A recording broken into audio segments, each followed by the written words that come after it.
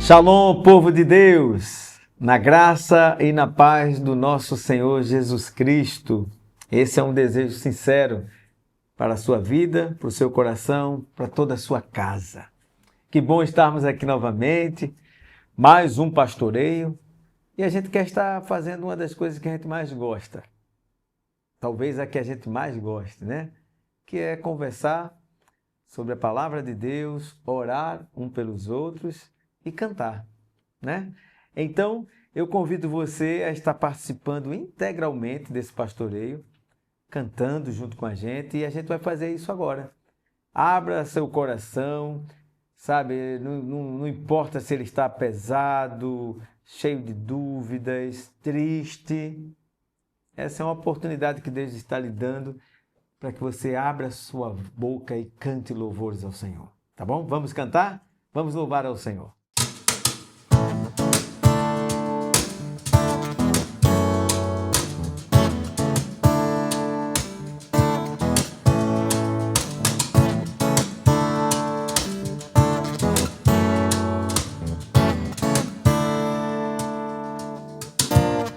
Sobre toda a terra tu és o rei, sobre as montanhas e o pôr do sol. Uma coisa só, meu desejo é: vem reinar de novo em mim, reina em mim com teu poder. Sobre a escuridão, sobre os sonhos meus, tu és o Senhor de tudo que sou. Vem reinar em mim, Senhor.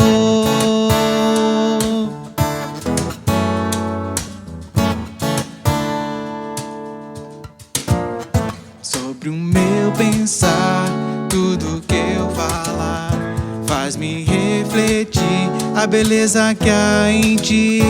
Tu és para mim mais que tudo aqui. Vem reinar de novo em mim, reina em mim com teu poder. Sobre a escuridão, sobre os sonhos meus, tu és o Senhor de tudo que sou. Vem reinar em mim, Senhor, reina em mim com teu poder. Sobre a escuridão, sobre os sonhos meus, tu és o Senhor de tudo que sou. Vem reinar em mim, Senhor.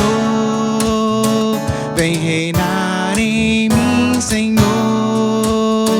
Vem reinar em mim, Senhor.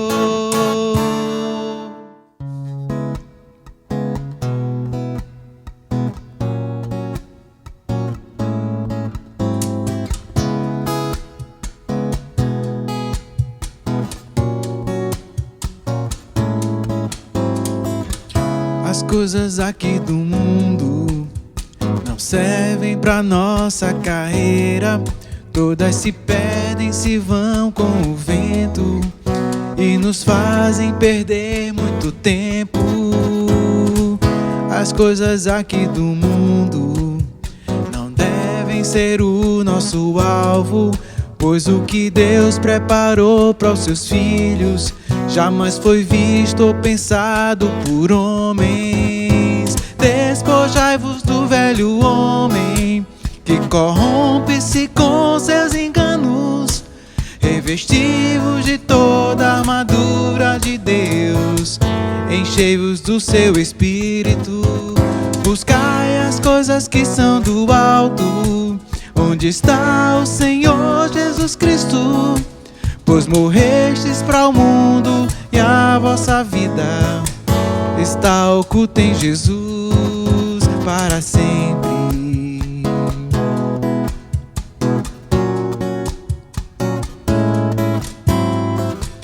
Não ameis o que há no mundo, a cobiça e a soberba da vida, pois muito em breve este mundo irá se findar. Só os que estão em Deus vão permanecer.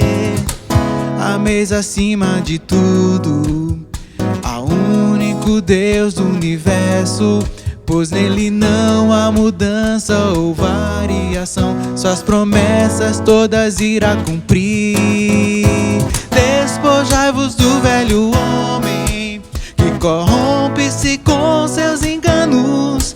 Revesti-vos de toda a armadura de Deus. Enchei-vos do seu espírito. Buscai as coisas que são do alto, onde está o Senhor Jesus Cristo. Pois morrestes para o mundo e a vossa vida está oculta em Jesus para sempre. Está oculta em Jesus para sempre.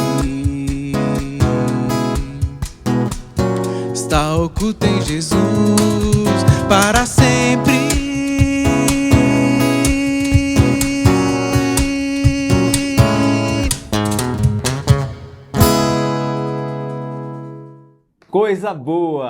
Coisa boa é cantar louvores a Deus, exaltá-lo, dizer que Ele é bom, dizer que Ele é fiel. Ele é fiel na minha vida, Ele é fiel na sua vida. Você tem provado da fidelidade do Senhor?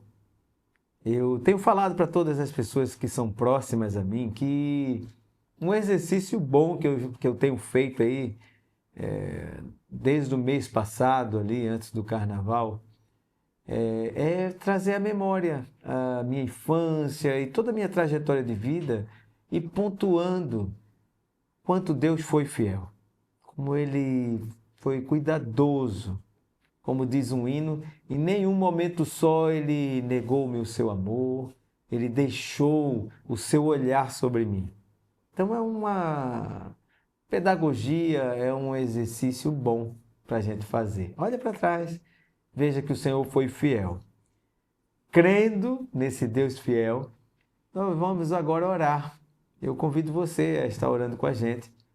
Nós vamos orar por diversos motivos e você tem a oportunidade de estar acessando, o trono da graça do Senhor, depositando sobre Ele todas as nossas ansiedades, porque Ele tem cuidado de nós. Amém?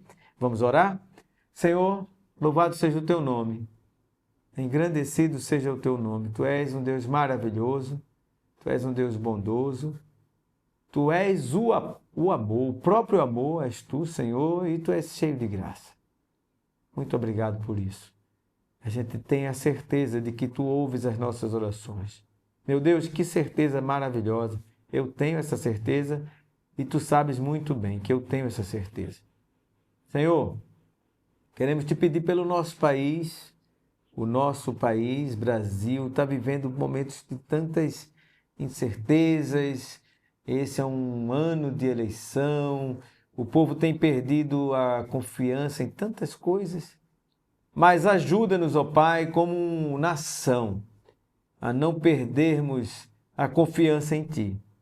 Os homens falham, os homens traem, os homens mentem, mas a nossa confiança, os nossos olhos estão postos em Ti, Senhor. Tem cuidado de nós, nos proteja, abençoe todos aqueles que estão investidos de autoridade em nossa terra, em nosso país, seja nos poderes executivo, legislativo, no judiciário. Deus, em nome de Jesus, guarde o nosso país, não somente o país, Brasil, mas todas essas guerras que estão acontecendo, os países do mundo, os continentes se preparando para uma nova guerra, para prenúncios tão tenebrosos para a gente, que deixa o nosso coração aflito. Cuide de nós, ó Pai, em nome de Jesus. Abençoe a nossa igreja, em especial a Igreja Presbiteriana das Graças. Nosso pastor Sávio, pastor Humberto, pastor Jean Marques, pastor Letinho. Deus nos guarde, tanto a eles como o conselho da tua igreja, do qual eles fazem parte, juntamente com todos os presbíteros, junta diaconal, todos os líderes de grupos, de ministérios. Ó Deus, abençoe a tua igreja, abençoe cada um ali que está desempenhando uma função para o engrandecimento do teu reino aqui na terra. Abençoe as famílias, não somente nossa igreja, mas que estão espalhadas na face da terra, ou até que está nos ouvindo agora, assistindo agora. Ó Pai, abençoe. Estenda tuas mãos de bondade, de bênção sobre a vida deles. Guarde-os livres do mal, todos aqueles que estão com alguma doença, algum incômodo. Ó Senhor, no corpo, na alma, na mente, Senhor, apazigue, coloque no colo, afofe a cama. Ó meu Deus eterno, se for da tua vontade, cure. Se for da tua vontade, ó Pai, esse diagnóstico que trouxe tanta inquietação, insônia, meu Deus, mude o quadro. Abençoa-nos, ó Deus. Nós estamos aqui porque para onde iremos nós, ó Pai? Só Tu tens a palavra de vida eterna, só Tu tens o consolo, a verdadeira paz, a verdadeira alegria, a verdadeira satisfação. Nós encontramos em Ti. Por isso que nós Te buscamos e Te pedimos. Tudo isso, Senhor. Em nome de Jesus. Amém. E amém. Meus amados, hoje nós vamos estar estudando com vocês, lendo, né? Batendo um papo. 1 Reis, capítulo 16. É um capítulo de 34 versículos. E é assim, como o livro de Reis, né? De Crônicas. Ele não tem genealogias, que muita gente acha chato ler genealogia, né? Inclusive, essa semana eu vi um texto, um comentário tão bom sobre genealogia, mas não é esse o caso hoje. Mas esse capítulo 16, ele traz muitas intrigas, muitas guerras, muitos homicídios, muitas traições e, acima de tudo, trocas de poderes, de tronos, de reinos. Mas, acima de tudo, ele nos traz o povo escolhido por Deus se afastando cada vez mais dele, se esquecendo dele. Antes de nós iniciarmos o capítulo 16, eu não vou nem fazer aquele contexto próximo, porque é a mesma coisa. São aquelas transições e aberrações que nos deixa, mesmo com o tempo longínquo nos separando, nos deixa estarrecidos, né? Mas eu vou começar fazendo uma pergunta antes de nós iniciarmos esse capítulo. Você confiaria a sua família a um líder corrupto? Você colocaria o seu futuro nas mãos de alguém sem caráter? Essas duas perguntas para nós imaginarmos e levarmos as nossas imaginações a pensarmos. Depois de respondermos essas duas perguntas, imagine agora uma nação inteira sendo governada por alguém sem caráter, que você não tem confiança, e às vezes até o pior, por uma pessoa corrupta. É exatamente isso aqui que está acontecendo em 1 Reis, capítulo 16, quando os reis, né, que a gente vai estudar aqui, começam a se suceder em pouco tempo, muitos golpes de Estado, como eu falei, muito assassinato, muita traição, muita idolatria institucionalizada. Tá? É essa palavra aí, bem bonita, né? É isso que a gente vê. Então, uma coisa que a gente vê se repetindo de forma assustadora nesse capítulo é uma frase assim, ó: fez o que era mal perante o Senhor. É uma coisa assim, né? Que quando a gente vê e fica lendo, meditando, não é apenas uma história antiga, né? É um retrato do que é o homem, o coração do homem, do que é a humanidade, né? Do que é uma sociedade quando ela insiste em abandonar o Senhor, a virar as costas para o Senhor e os seus mandamentos. Tá? É mais ou menos aqui. Então, hoje nós vamos né? Talvez, como eu sempre faço, eu não leio versículo por versículo, mas hoje a gente vai responder, né? Espero que a gente responda no final da nossa conversa. O que é que acontece quando líderes perdem o temor do Senhor? Isso inclui-se igrejas, sociedades, países, empresas, né? O que é que acontece quando líderes perdem o temor do Senhor? E como é que o pecado evolui dentro de uma cultura, né? Olhando o mundo assim, né? Com todos os seus matizes, com todos os seus retalhos de culturas e costumes, né? Como é que o pecado evolui dentro dessa cultura? E a gente vai responder também que é muito importante, porque nós somos chamados para ser protagonistas nesse mundo, pelo fato não ser protagonista, que é aquela coisa, aquela ideia de ser cabeça, não cauda, estar sempre por cima, não por baixo, não. É com a ideia de que a gente é sal e que a gente é luz. Então, de que forma nós podemos influenciar e qual é o nosso papel nesses tempos de decadência, nesse tempo de corrupção, nesse tempo de falta de confiança, entendeu? Então, é isso. Então, a gente vê aqui, meus amados, então veio a palavra do Senhor a Jeú, filho de Hanani, contra Baasa. Então, é o primeiro personagem, tá? Baasa. Aí depois, o profeta questiona ele, mas rapaz, eu levantei você do pó, você não era ninguém. Eu lhe fiz assentar entre os príncipes da terra. Mas você tem andado por um caminho obscuro. Você tem, pior de tudo, você não tem feito mal a você.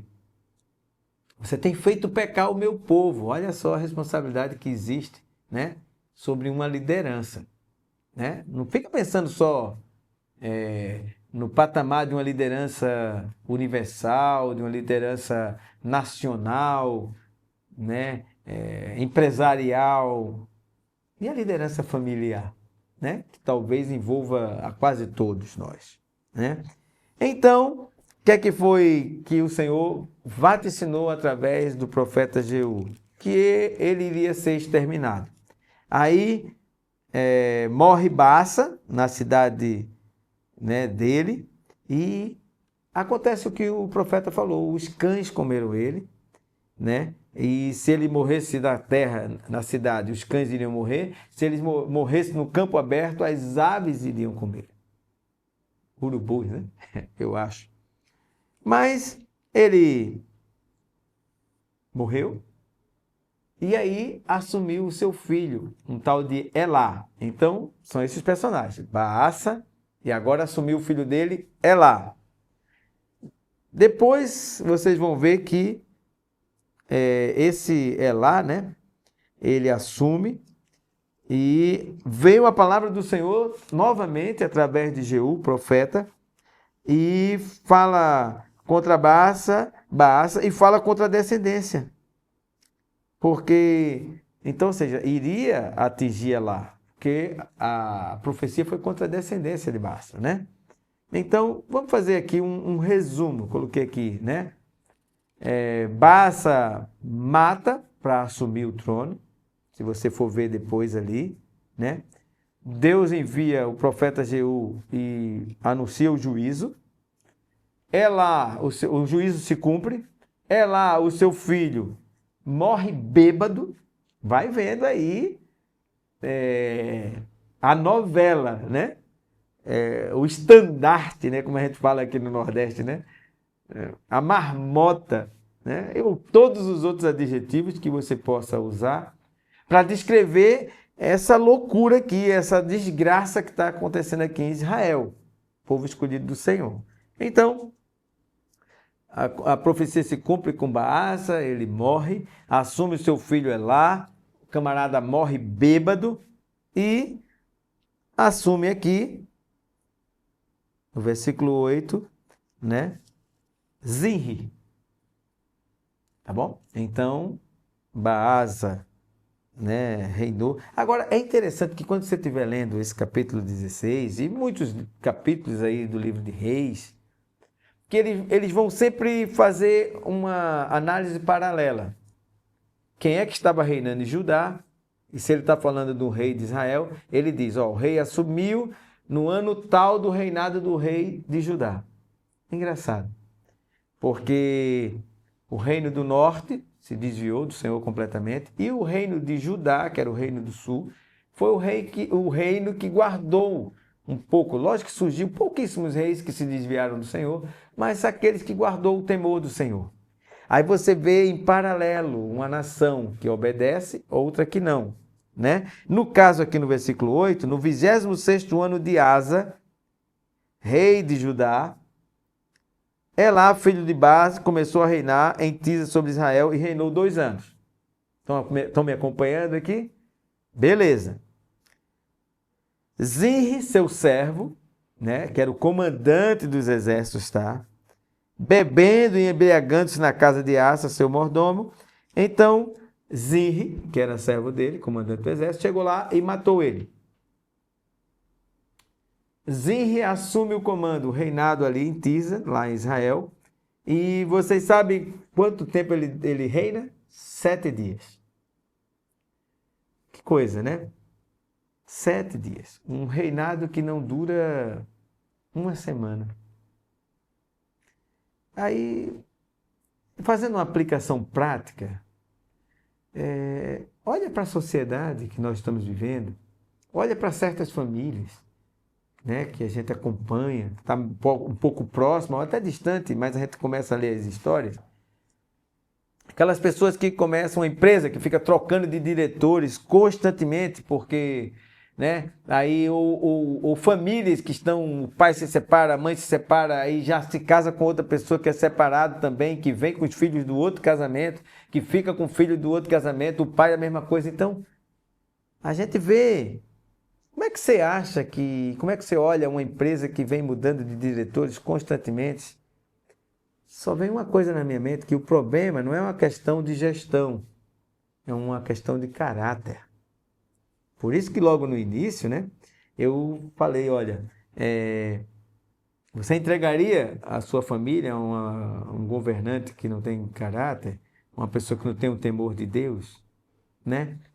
Então, por favor, quando vocês estiverem lendo aí, depois, com mais detalhes, os 34 versículos que compõem esse capítulo, não veja apenas assim que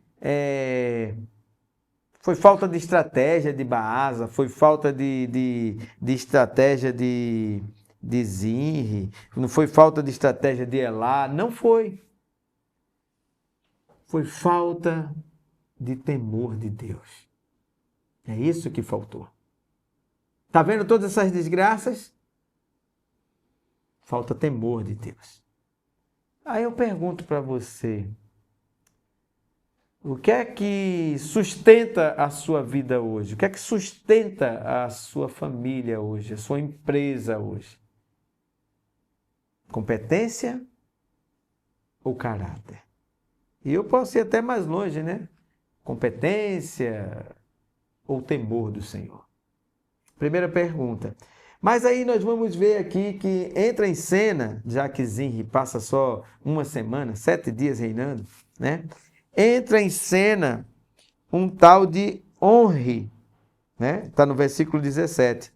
Subiu Onri de Gibetó e todo Israel com ele, sitiaram Tisa, aí vendo, né, o Zinri, né? Esse que durou só 7 dias, que estava cercado, o que é que ele faz? Ele foge para o castelo, toca fogo no castelo e com ele dentro. Suicídio. Né? Tá aqui, ó. Foi-se para o castelo, a casa do rei, e o queimou sobre si e morreu. Está lá no versículo 18. Só que o versículo 19, ele define tudo isso aí que a gente está falando. Tá vendo essa bagunça toda? Troca de postos, troca de governo, governos curtíssimos, né? Reinados curtíssimos, fazendo o que desagrada ao Senhor. Versículo 19 resume tudo. Por causa dos pecados que cometera, fazendo o que era mal perante o Senhor, andando no caminho de Jeroboão e no pecado que acometera, fazendo pecar Israel. Olha só, a Bíblia, ela começa a falar, se você for perceber, parece que tem algo progressivo, né? Interessante isso. Perceba a escalada. Primeiro, quando você faz uma análise aqui dos reis, que a gente não está entrando a miúde, aí você percebe a escalada, né? Primeiro, um altar irregular. Depois, quando eu falo altar irregular, é adoração, tá? Você começa, eu não vou para a igreja hoje. Estou fazendo um exemplo bem chulo, bem rasteiro. Não vou para a igreja hoje, os filhos também não precisam ir. Para que isso, né?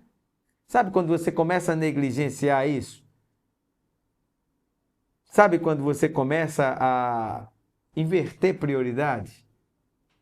Sabe quando você, pai, mãe, chega para o seu filho durante toda a semana, mês e anos, pode estar chovendo o que for, alagou as ruas, levanta, você vai para a escola. Mas mãe, estou meio cansado. Você vai. Eu estou meio gripado, com febre, está aqui o remédio, estou botando aqui na sua bolsa. Você vai para a escola. Você precisa ser alguém.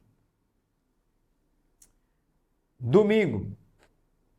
Isso para não falar na quarta noite, né? Que é reunião de pequeno grupo. Sábado, reuniões de oração. Domingo. Acorda o menino. Não vou acordar ele não. Deixa ele dormir mais um pouquinho. Ele já se acorda cedo a semana inteira. Deus entende, né? A igreja. Sabe, são essas coisas. Então, percebam a escalada. Primeiro, um altar irregular, uma adoração turvejante,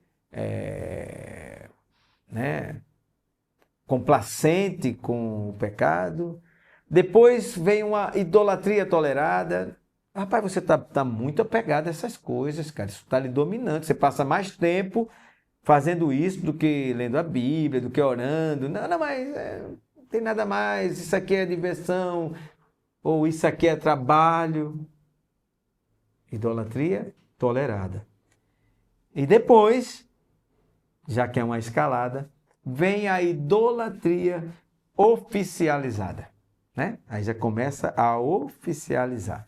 Porque, meus amados, presta atenção aqui, olha bem aqui para mim. O pecado, ele nunca fica estável. É estável.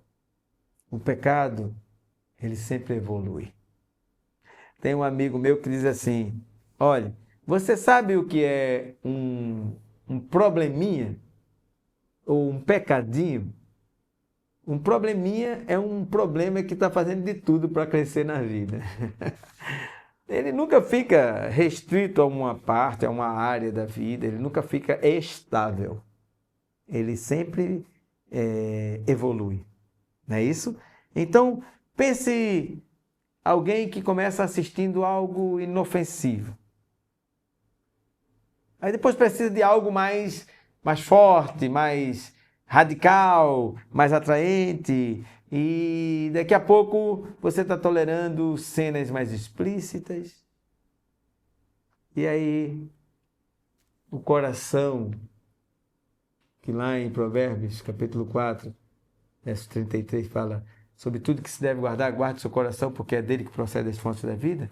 Esse coraçãozinho começa a ficar anestesiado, né? Ele viu que é uma escalada. O que antes causava culpa, hoje parece que está tudo normal, né? Então, meus amados, eu queria deixar já como uma segunda aplicação. Pequenas concessões constroem grandes ruínas. E ambientes, seja na casa, seja na empresa, seja numa nação, que normalizam o erro, é impressionante como vai culminar esse erro, né, normalizado, vai culminar em destruição. Mas eu queria fazer mais uma pergunta para você. Quais são aqueles pecados que você não chama mais de pecado, e mudou o nome dele para um simples detalhe. Isso aí é detalhe. A nação de Israel, tudo isso aqui foi escrito para que isso me pudesse exortar, né? A palavra de Deus está aqui para isso, para me consolar, para me animar. E eu peço que você preste atenção em tudo que o Senhor está falando para a gente nesse texto aqui. Mas a gente viu aqui o reinado de Omri, no versículo 25 repete a mesma coisa. Fez Omri o que era mal perante o Senhor, fez pior do que todos quanto foram antes dele. Percebe que é uma escalada? Porque o próximo que vem é um tal de Acabe. E o que vai dizer, fez pior do que o que vieram antes dele. Pecado é uma escalada, minha parte. Esse Acabe, ele é casado com uma mulher chamada Jezabel. Aí, você lembra que na escalada a pessoa negligencia e tal, e daqui a pouco começa a tolerar? E o terceiro ponto da escalada que eu falei, não sei se você está lembrado, Acabe, ele não apenas tolera a idolatria, a adoração a Baal, ele institucionaliza. Agora é lei. Agora está instituído a adoração a Baal. Ídolos, postes ídolos são levantados, sabe, oficialmente na nação. Né? Foi bem, casa com a esposa dessa, né? Acabe não apenas começa a construir, promove culto, oficializa a idolatria em Israel. Meus amados, quando o líder perde o temor, isso é você, líder da sua casa, isso é você, líder da sua empresa, você que está assumindo cargos de relevância, onde pode decidir. Quando você, a gente começa a perder o temor do Senhor, não é só você que sofre. Não é apenas essa família que mora nessa casa, na rua tal, no número tal, no bairro tal. É uma geração inteira que sofre. É uma cultura inteira que sofre. É bom que a gente fique atento a isso. Imagine uma escola, né? Hoje nós temos escolas confessionais, né? Como o Mackenzie, né? Mas imagine uma escola onde o diretor, e já está acontecendo isso, começa a remover qualquer coisa que faça menção a Deus, a valores, e começa tira tudo o que envolve padrão moral. Tem uma foto de uma família, o pai e o filho, tira isso aí. A família mais não é essa, nuclear, né? Tem uma foto de Deus ali, tira tudo isso aqui. Tem um quadro com um versículo, Senhor, meu pastor, um versículo, Salmo. Tira esse negócio aqui. Imagina. O que é que vai acontecer com os alunos? Meu amigo, minha amiga, meu irmão, minha irmã. Onde está sendo solapado todos os padrões morais. Os pais moldam os corações dos filhos.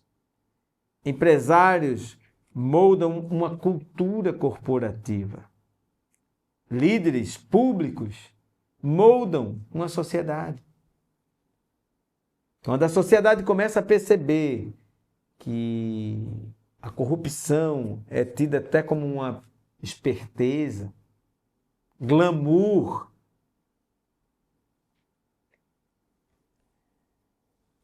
e não adianta a gente querer se abster dessa responsabilidade, porque toda liderança é espiritual. Já falei isso, nossa igreja tem falado isso, os nossos discipulados. Toda liderança é uma liderança espiritual. Mesmo quando não parece ser, viu? Você, pai, homem, sacerdote da sua casa, é uma liderança espiritual. Só que finalizando, é interessante que quando você chega lá no finalzinho do capítulo 16, do nada, né? Do nada. Chega, tem uma Uma mudança brusca. Sabe quando você vem andando numa avenida ou numa BR, que o tipo de solo, né, a pavimentação é perfeita, e de repente você entra numa estrada de barro? Você vem ali... Pronto. É exatamente isso que eu vejo aqui, quando termina o versículo 34. E eu grifei na minha Bíblia, porque, para mim, ela revelou um negócio muito interessante. Olha só. Em seus dias, nos dias de Acabe, Hiel, o betelita, edificou a Jericó. Quando lhe lançou os fundamentos, morreu-lhe Abirão, seu primogênito. Quando lhe pôs as portas, morreu Segube, o seu último, segundo a palavra do Senhor que falara por intermédio de Josué, filho de Nun. Não é curioso isso que acontece aí no final do capítulo? Porque pelo que ele está dizendo, está se cumprindo uma palavra profética que foi dada como juízo, né? Lá em Jericó, Josué ali na conquista, né? Então, meus amados, você pode pensar assim, e daí? O que isso tem a ver comigo, né? Isso nos ensina algo poderoso, meu amado. Algo muito poderoso. Ensina-nos que Deus pode até parecer que está silencioso, né? Eu sempre brinco, né? Que até o diabo, ele coloca uma capa em você, isso é coisa minha, tá? Para que você faça tudo, as escondidas, as escuras, como se ninguém estivesse vendo. E ele próprio, que não tem escrúpulo nenhum, né? A função dele é matar, roubar e destruir, é o enganador dos nossos irmãos, é o acusador, esse é o lema. Ele mesmo tira essa capa para que você seja, sabe, desnudado e desmoralizado perante todos. Então, o que me ensina isso aqui é que mesmo que Deus possa parecer em silêncio, né, silencioso, ele não está indiferente a toda essa bagunça que está acontecendo aqui. Ele observa, ele pesa. Lembra lá com Beltesazar? Pesado foste na balança e achado em falta. Então Deus pesa. Deus pesa. Chega o dia do juízo. Mas só que ele age no tempo certo. Ele age no tempo certo. 3 perguntas para fechar, que eu coloquei aqui. Quem é que está no altar do seu coração, meu irmão? Dinheiro, poder, controle, imagem. Quem é que está no altar do seu coração? Segunda pergunta, que é bem instigante. A sua influência, seja onde for, em casa, na empresa, na escola, faculdade, na vizinhança, no condomínio. A sua influência, ela aproxima as pessoas de Deus ou afasta as pessoas de Deus? A última pergunta, se Deus fosse avaliar a sua liderança hoje, colocar na balança a sua liderança hoje, qual seria o veredito dele? O de Beltesazar foi: pesado foste na balança e achado em falta.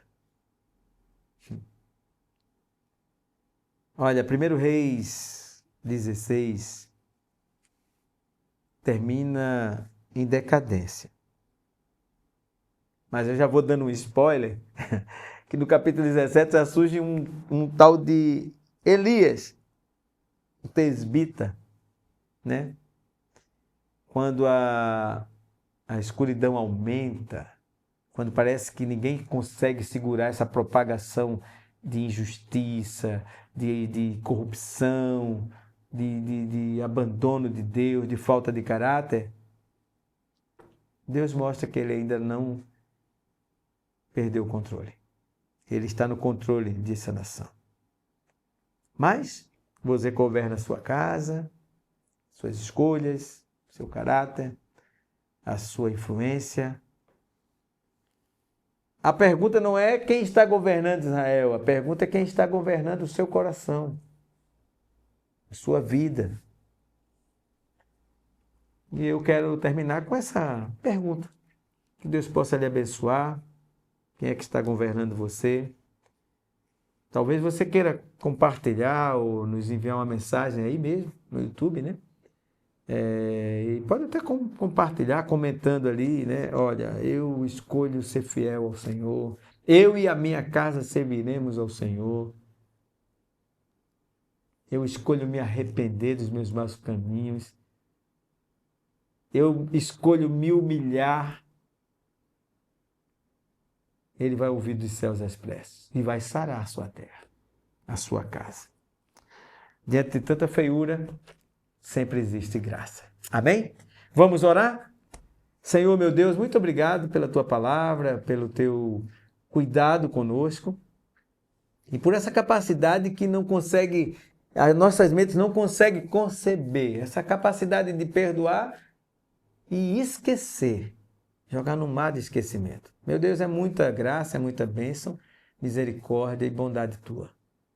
Quero te louvar, que todas essas pessoas que estão ouvindo, que estão assistindo, ou vai ouvir ou assistir, Deus, em nome de Jesus, guarde a vida dela, guarde a vida da sua família, e que o teu nome seja glorificado, que nós possamos reparar algumas deficiências em nossa adoração, em nossa comunhão contigo.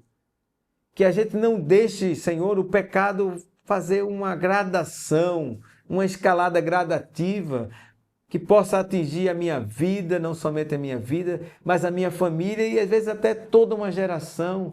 Ó Deus, não deixa isso acontecer. Por isso eu te peço, Senhor, que o teu Espírito Santo nos ilumine, nos guarde. É o que eu te peço em nome de Jesus. Amém. Deus abençoe a sua vida. Receba o meu abraço carinhoso. Fique em paz.